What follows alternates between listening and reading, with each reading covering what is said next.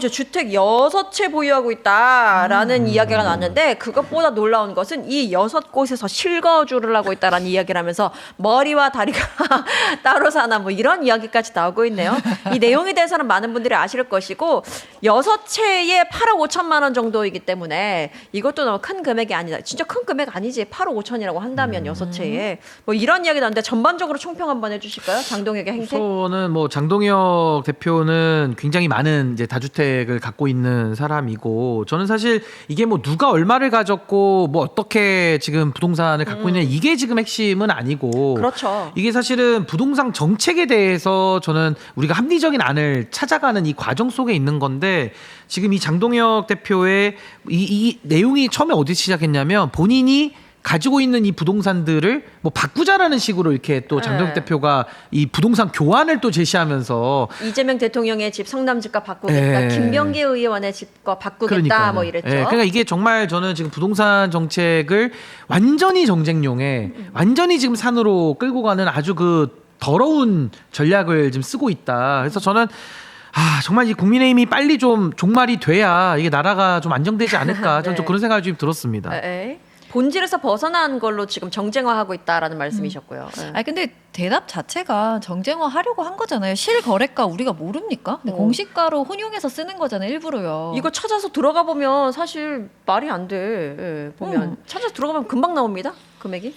맞습니다. 그리고 사실은 집 뭐 가질 수 있는 이유가 있으면 가져도 되죠. 그럼요. 그리고 세금 낼 거 내고 하면 되는데 그들이 먼저 걸었던 프레임들 너 내로남불이야 걸었던 프레임은 그냥 그대로 본인들이 지금 당하고 있다고 생각하면 되지 않는가. 억울할 거 있습니까? 난 그리고 이거 보면서 6채에 8억 5천만 원 얼마 안 돼요. 제가 갖고 있는 거 쌉니다. 라고 이야기하는 걸 보면서 그럼 좀 팔았으면 좋겠다. 이 싼 집 나도 좀 갖게.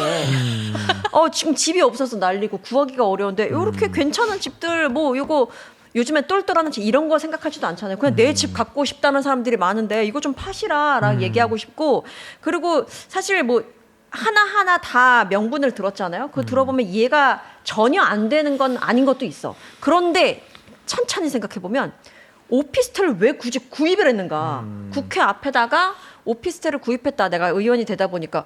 근데 자기네 지역구가 아니죠. 구로에 산다 그랬나? 네네 맞습니다. 이제 본집은 뭐 구로라는 구로 거 같고, 아파트. 거기. 보령에 뭐 하나가 있고. 아니 멀지도 않은데 못하러 그 앞에다 오피스텔을 더 마련해?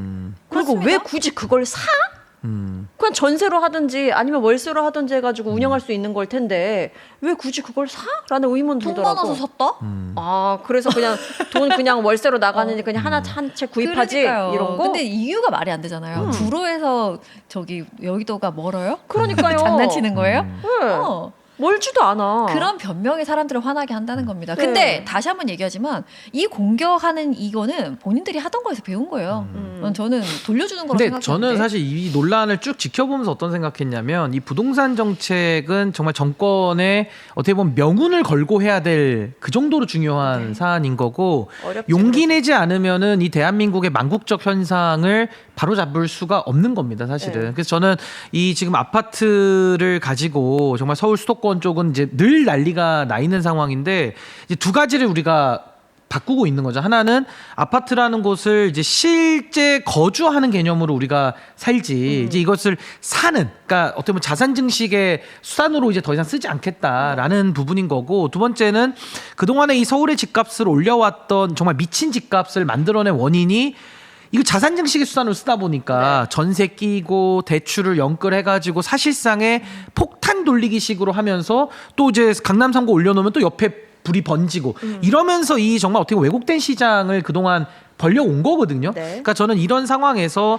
여전히 국민의힘은 부동산에 대해서 더 미친 집값을 장려하는 쪽이고 지금 민주당은 이 정말 대한민국의 망국적 현상을 해결하겠다라고 지금 나선 거기 때문에 저는 이런 식의 유치한 논쟁으로 끌고 가는 국민의힘의 논쟁에 저는 별로 우리가 뭐랄까요? 별로 이렇게 개의치 말고 전 중심을 잡고 정말 부동산과의 일대 결전을 반드시 승리할 수 있는 묘안들을 더 만들고 전 뚝심 있게 밀어붙이는 게 지금 더 필요하지 않을까. 이거 너무 좀 유치한 논쟁이기 때문에 전 여기에 오히려 더 말려들 필요는 없다. 근데 이제 가기 위해서 우리가 좀 넘어야 될 고비들이 좀 있는 거죠. 그러니까 민주당에 대해서도 정말 이 부동산 문제 해결할 의지가 있다면 지금 뭐 보유세 문제도 굉장히 뜨겁잖아요. 저는 표 날라가든지 안 날라가든지 간에 필요한 가야 된다. 정책은 다 한다. 그게 기조라고 봐요. 아니 어떤 정책을 쓰면은 표 날라가니까 못. 아니 옛날에 노무현 대통령은 FTA 같은 거 표 날라갈 거 노무현 대통령 몰랐습니까? 알면서도 나라를 위해서 필요하면 지도자는 결단하고 네. 해내는 거거든요. 물론 그때 당시에는 정권 재창출을 못했습니다만은 저는 그래도 필요한 일을 했던 노무현 대통령 그래서 존경받는 거거든요. 역사적 평가를 받는 거죠. 그러니까 저는 당연히 정권 재창출도 중요하고 해야 되는 것이면서도 이 부동산과 이 만국적 현상에 대해서 네. 전 민주당이 뚝심을 가지고 정말 극복하고 뚫어낼 의지가 있느냐. 전 이 부분을 지금 국민들은 지켜보고 있고 네. 묻고 있다라는 생각이 듭니다. 원래는 국민의힘 기준이 좀 달랐어요. 민주당 혹은 이 진영으로 보자면 기준이 좀 다른 것처럼 느껴질 때가 많았는데 이번에는 이거 오래 끌진 않더라도 당신들도 내로남불 아닙니까라고 한 번쯤 던지는 건 좀 필요한 전략이었다고 네. 보고요. 다만 국민의힘 다주택자들이 뭐 이쪽도 솔직히 많긴 하지만요. 그들을 때리는 게 그렇게 유효한 전략은 아닙니다. 그래서 오랫동안 할 것은 아닌 것 같다. 근데 당장 장동영한테 때린 건 저는 꽤나 유효타라고 보고요. 저는 조금 바라건대 좀 감정에 호소하는 그런 워딩은 좀 그만 썼으면 좋겠고요. 누구한테? 장동혁. 아니요. 아니, 전체다. 부동산 전체다. 관련돼서 부동산 좀 관련해서? 타겟층을 정확히 했으면 좋겠습니다. 그러니까 숫자로 예를 들어서 뭐 30억 차액에 뭐 차액 세금을 때리겠다. 50억 차액의 세금 이런 식으로 딱 봤을 때 딱 명시적으로 보이는 것이었으면 좋겠지. 뭔가 감정이나 정의롭거나 그런 식으로 프레임을 만들어내는 거는 더 이상 효과가 없는 것 같다. 바로 그럼 내로남불에 다 걸리죠. 맞습니다. 그러니까 저는 침묵하는 다수가 굉장히 많다고 생각해요. 네네. 그러니까 저는 그 국민들, 무주택과 또 내 집 마련의 꿈을 가지고 있는 서민들, 평범한 분들, 이분들을 위한 정책을 과감하게 펼쳐야 된다. 제가 민주당에 대해서 아까 의지 있냐고 물어봤잖아요. 네.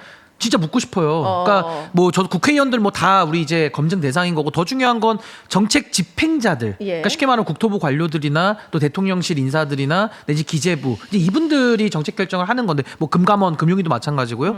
이분들이 다 지금 소위 말하는 영끌 갭투기에 다 걸려 있거든요. 그럼 저는 그 집을 팔아라라고 얘기하지 않아요. 갖되 대신에 보유세 같은 것도 정책을 때리면 네. 자기가 세금 많이 내야 되거든요. 그렇죠. 근데 그런 정책을 쓸 용기가 있느냐. 그러니까 나에게 뭐랄까요. 불리하고 나에게 손해가 되는 정책을 하면 그건 이 부동산과의 일대 결전에서 승리하겠다라는 의지를 읽을 수 있는 건데 그걸 안 하면 그러면은 말만 앞서다가 또 하는 척만 하는 거 아니야? 그리고 내지는 민주당의 주 지지층들이 40대에서 50대예요. 그럼 이분들이 아무래도 영끌로 아무래도 집을 많이 산 계층들이 많을 거거든요. 네. 그럼 그분들에 대해서도 일부 이 세금 문제를 건드려서 자기 지지층이 반발을 하는 분이 일부 있을 거예요. 그 안에서도 가지신 분들이. 그러니까 그분들을 우리는 죄악시하고 적대시하자는 게 아니라 부동산 정책의 공급을 늘리는 차원에서 새로 짓는 것과 가지고 있는 게 이제 나오도록 우리가 정책을 양쪽을 다 써야 되는 건데 그 지지층들이 반대하더라도 필요한 정책 쓸 것이냐. 네. 이걸 지금 우리 국민들은 지켜보고 묻고 있는 거거든요. 근데 여기에 대해서 제가 참 안타까운 건 뭐냐면 민주당에 있는 일부 정치인들이 벌써부터 이제 그 눈치 보느라고 쭈삣쭈삣 하고 있어요. 뭐 검토 안 됐다가 안 한다 했다가 뭐 지금은 세금 정책은 뭐 최후에 해야 되고 그러니까 이런 식으로 가면 또 시장이 이기죠. 그러니까 저는 지금까지 시장을 이겨본 정부가 없다? 제대로 싸워본 정부가 없어요. 그리고 저는 하나 더 추가하고 싶은 거는 두 가지인데 하나는 수요 분산. 수요 분산을 위해서는요. 결국 수도권에 왜 이렇게 수요가 몰립니까? 교육과 직장과 정보가 다 몰려 있으니까 여기에 네. 다 나와서 살려고 하는 거고 그걸 원망할 수 없잖아요. 그러면 저는 교육에 대해서 우리 기 선생님 더 전문가십니다만은 저는 지역 비례 선발제 같은 거 과감하게 도입해야 된다고 봅니다. 이게 지방분권에 가장 효과가 크다고 이미 한국은행에서 입증을 한 제도인데 이런 거 도입 안 하잖아요.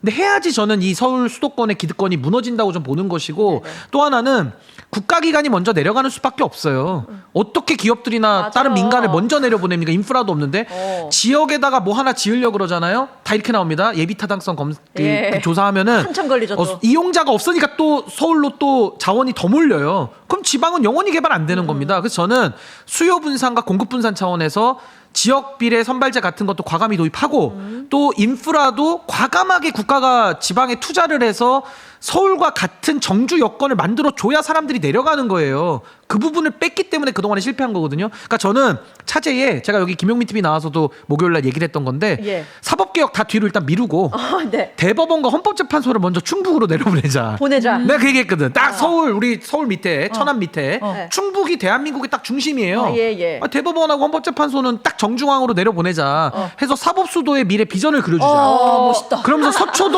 서초동 카르텔을 깨버리자. 그래, 가자. 그러면서 지방에 계신 분들도 접근권을 높여주자. 이 얘기를 제가 했거든요. 예, 그러니까 예. 이런 것들을 과감하게 국가가 결단을 해야 되는 겁니다. 그리고 우리 헌법 120조 이하를 읽어보시면 국토의 효율적 이용과 발전에 대한 계획을 수립한다라는 것은 국가의 의무로 명시되어 있어요. 헌법이 하라고 명해놨다니까요. 근데 안 하는 게 문제인 거죠. 예. 저는 국민을 믿고 당당하게 저는 밀어붙여서 나가야 된다고 봅니다. 나 부동산 너무 만국에 동의해. 대해서는. 네. 너무 동의합니다.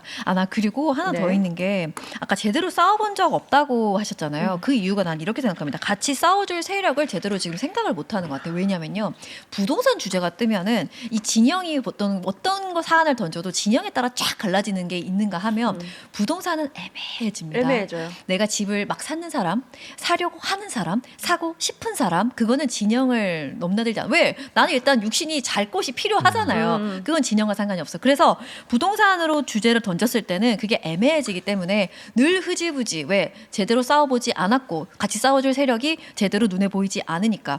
그래서 저는 어떻게 했으면 좋겠냐면요.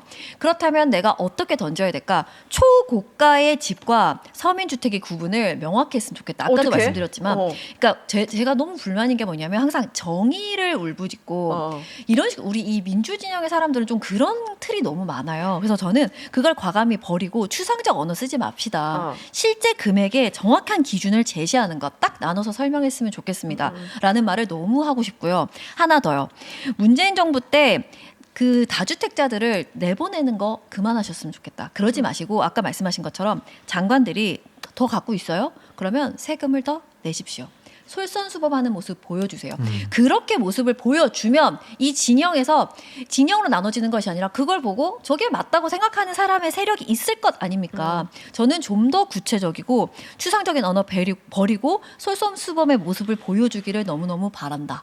그리고 제가 헌법 규정을 그냥 읽어드릴게요. 이거 제 얘기가 아니라 대한민국 헌법에 나와 있습니다. 120조 2항에 국토와 자원은 국가의 보호를 받으며 국가는 그 균형 있는 개발과 이용을 위하여 필요한 계획을 수립한다고 돼 있어요. 할 수 있다가 아니라 한다 이렇게 되어 있고, 또 하나는 122조 국가는 국민 모두의 생산 및 생활의 기반이 되는 국토의 효율적이고 균형 있는 이용, 개발, 보전을 위하여 법률이 정하는 바에 의하여 그에 필요한 제한과 의무를 과할 수 있다. 아니 이렇게까지 확인적으로 나와 있고 하라고 하고 의무를 과할 수 있도록 되어 있는데 안 하잖아요. 그럼 저는 지금 보십시오. 국민의힘에서 반발하는 게 뭡니까? 더 영끌 대출 받아서 부동산 값 더 올려가지고 더 폭탄 돌려서 터져 죽자는 거 아니에요. 그리고 김포시를 서울에 편입시키자는 세력이 국민의힘 아닙니까? 더 수도권 집중을 외치는 그렇죠. 사람들 아닙니까? 지방은 더 소멸시키고 서울을 늘리자. 그 망국적 흐름에 우리가 어떻게 같이 갈 수가 있어요? 저는 여기에 대해서 우리가 단호하게 선을 긋고 이 헌법 조문을 읽어줘야지. 네. 너 정신 차려라. 대한민국 이러다 망한다. 이걸 알려줘야 되는 겁니다. 근데 그러기 위해서는 저는요. 아니 보유세가 무섭습니까? 저는 보유세보다 더한 것도 해야 된다는 생각이 들어요. 예를 들면 싱가포르 모델. 네. 싱가포르는 공공성을 강화해서 주거에 한해서는 굉장한 제약을 하고 국가가 통제하거든요. 저는 그 모델까지도 지금 대한민국은 고려해야 될 만큼 주거 사정이 너무 열악하고 어렵고 안 좋다. 근데 어떤 분은 그래요. 아니 개인이 사고 팔고 자본주의인데 뭐 국가가 자꾸 시비 걸고 선악 개념을 대냐라고 이야기를 하시는데, 자본주의에도 선악 개념이 있어요. 네. 우리가 선악 개념 없으면은 마약 수입해가지고 팔아도 됩니까? 선악 개념이 아니라 그건 범죄예요, 범죄. 맞아요. 돈만 벌면 다 됩니까? 그거 아니잖아요. 네네네. 그러니까 저는 자본주의라는 것도 코스피 시장에 돈 넣으면 사람들이 다 좋아하잖아요. 왜? 기업의 부가가치를 늘리면서 건강한 자본 수익을 가지고 어허. 가져가니까 사람들이 박수치고 좋아합니다. 오늘 코스피 4천 넘었더만요. 아유, 예, 다 예. 박수쳐요. 맞아요. 근데 부동산은 주거라는 거를 가지고 한정된 재화, 그것도 좀 살고 싶은 곳이 다 한정돼 있잖아요. 국민들이 가고 싶은 곳이. 그걸 가지고 소수들이 독과점을 해.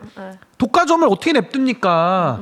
국가가 이건 놔둘 수 없는 문제예요. 그러니까 이런 걸 가지고 철학적이고 방향적인 논쟁을 해서 저는 그동안에 문재인 정권에서 했던 이념적인 차원의 접근을 제가 하자는 게 아니라 예. 철학을 바로 세우고 소신을 가지고 밀어붙이고 그 안에서 발생하는 현실적인 또 문제들이 있어요. 그걸 실용적으로 풀어내야 되는 겁니다. 이 두 가지를 정말 잘 해낸다면은 저 국민들 박수 칠 수밖에 없다고 저는 봅니다. 아이, 참 너무나 맞는 말씀이신데 사실 오늘 여론조사 그 결과 나온 거 보면요. 벌써 이 부동산 대책 때문에 중도층이 흔들린다. 중도층이 빠져 뭐 민주진영에서 몇 퍼센트가 빠져나갔다. 이런 기사들도 계속 나오고 있어서 이게 계속 흔들릴 수밖에 없는 사회적 분위기가 형성이 되는 것 같아요. 뭔가 지금 말씀하신 대로 그냥 밀어붙이면 되는 거고 쭉쭉 뻗어나가면 되는 건데 참 장애물들이 턱턱 이렇게 걸리고 있다. 근데 저는요, 이 생각해봐요. 부동산 문제, 특히나 이 주거 안정에 관한 문제는 대한민국의 저출산도 연결돼 있고 네. 이 국토의 균형적인 활용 문제도 되게 중요하게 인볼브가 돼 있는 문제이기 때문에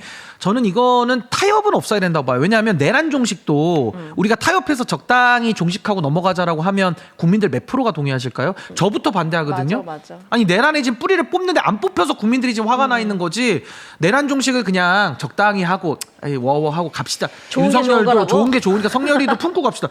그거 누가 동의합니까? 근데 부동산 문제도 저는 내란 종식과 저는 같은 위치에 반열에 놔야 된다고 생각해요. 왜냐하면 너무 이거 비참하지 않습니까? 이 지금 주거 문제를 가지고 자산 증식의 수단으로 써온 지난 70년의 이 왜곡된 역사가 이 비극을 낳고 있는 거거든요. 근데 이걸 지금 바로잡지 않으면 그럼 앞으로 대한민국의 미래가 있습니까? 아니 아이들을 더 낳을까요? 이 나라에서? 안 낳죠. 누가 낳습니까? 절망 그 자체인데 누가 낳습니까? 이생망인데 지금 사람들이 느끼기가 그 정도의 심각성을 저는 지금 제도권에 있는 이건 뭐 여야의 문제가 아니라 네. 지금 이 문제를 풀어낼 분들 당국자분들 포함해서 이 절실함이 지금 살아있느냐 그 안에 만약에 없잖아요. 그럼 저는 그 자리에 있으면 안 된다는 입장이에요. 이게 그 절실함을 가지고 풀어내도 어려운 문제인데 맞아요. 의지도 없다. 그럼 정책 찔끔 냈다가 하는 신용만 하다가 후퇴하잖아요. 그럼 차라리 하지 마세요 그냥.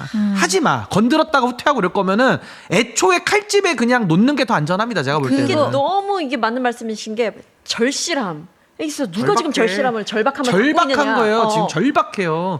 그러니까 지금 어떤 말 한마디 나올 때마다 국민들이 보기에는 이 진짜 정책 집행 의지가 있어? 그러니까요. 내지는 이거 내로남불 아니야? 왜 자기는 갖고 왜 우리는 못 갖게 하는 거야? 이런 식으로 프레임이 자꾸 짜지면서 그거 좋아하는 게 보수 언론하고 맞아요. 국민의힘하고 그 아류들 아닙니까? 계속 이게 여론전에서는 안 좋게 형성이 되는 거예요. 그럼 거길 돌파하는 방법은 딱 하나. 소신과 의지와 철학을 가지고 뚫어내야 되는 거예요, 이거를. 기관을 보내야 돼. 소신, 의지, 철학. 이 뚫어내야 세 되는 거. 이거 가지 어떻게 타협합니까? 이거 어떻게 타협해요? 없이 어설프게 했다가 나 이거는 이제 말할 때마다 피를 토할 것 같은데 문재인 정부 때 어떻게 됐어요? 부동산 폭등할 때 그 다주택자 싹 다 정리해라 청와대 직원들한테 그러니까 어떻게 했습니까? 나는 직을 직을 버렸지. 버렸지, 직을 집을 버렸지. 지키고 직을 버렸지.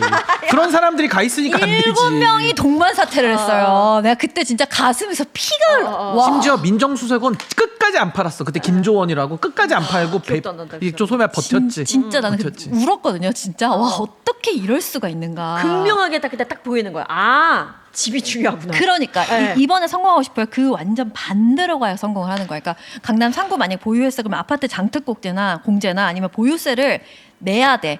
이 국무위원들이 진짜 너무 싫지. 집 뽀개 때 돈 나가는 거 좋아하는 사람 세상 어디 있습니까? 하지만 해 내셔야 합니다. 그래야 그때 피눈물 흘렸던 그것들을 딛고 성공할 수 있는 겁니다. 그리고 마지막으로 욕망을 죄악시하면 안 돼요. 그러니까 이념적으로 맞습니다. 접근하면 안 됩니다. 그럼 꼬이는 거고 다만 이 부동산이라고 하는 주거의 특수성이 있거든요. 네. 그 부분에 대한 규제는 필요한 겁니다. 이거를 너무 자신감 없게 막 만지작거리면서도 눈치 보는 게 다 보일 정도로 네네네. 그렇게 보이는 거 그럴 거면은 그냥 아예 부동산 정책을 그냥 건들지를 마세요. 차라리 의지가 없으면은 제가 볼 때는 할 거면 끝을 봐야 되는 거죠. 이거는. 어렵습니다. 응원할 수밖에 없는 것 같아. 그리고 절실함, 우리의 마음을 좀 이해해달라고 호소하는 것밖에 나 지금 생각나는 게 없네요. 국민들은 진짜 예, 우리 예. 묘성 앵커님 말씀대로 국민들은 딱 그 마음이에요. 네. 정말 절실하거든, 절박하고. 그러니까 자녀가 있으신 분들도 다 물려주고 이런 게 없잖아요. 네. 다 부모님들도 절박한 사안입니다. 이거는 왜냐면 내 자식들 살아갈 집이 없고 이걸 해줄 수 없는 부모님들이 굉장히 많죠. 네, 네. 물려줄 수 있는 사람들보다는.